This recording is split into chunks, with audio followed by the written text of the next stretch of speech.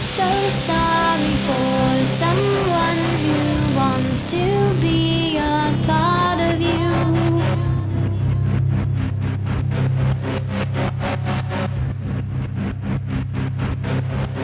Hi, so I was talking about the label that I signed to. Now, the next thing that was going to happen after I signed the short form contract, first of all, I just want to tell you that there were big rumors going around about how much money that I signed to this label. I'm just going to tell you it was Universal. Universal Records was the label that I had signed to, and the rumor was that I had signed for like over $1 million, and that was not true.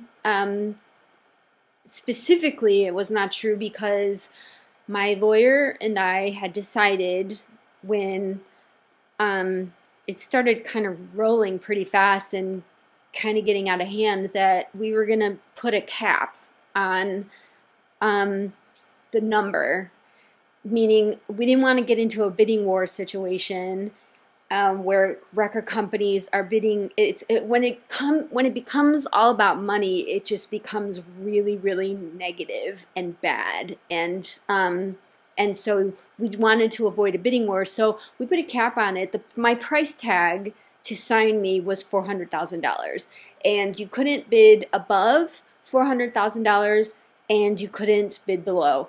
That was it. It was my flat rate. I cost $400,000, and so I mean that's essentially how so many of these like top people got involved directly with me, because it could not be about money, so it had to be about something else. It had to be about the deal points on the record contract, and it had to be about who was your champion. The most powerful person at that record label would personally be your champion and my champion, and that's kind of how it got to that point, but I just want to make it clear that I did not sign for $1 million. That's a rumor that was out there, and it's not true. So I got a very good deal as far as deal points go, and I would say probably the most important thing that I did on my record deal was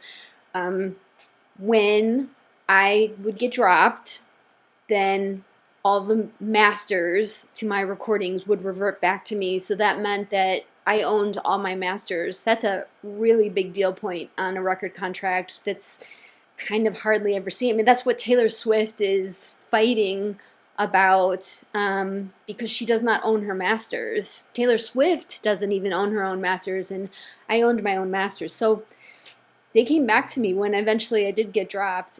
I got my masters back, and that was a big deal.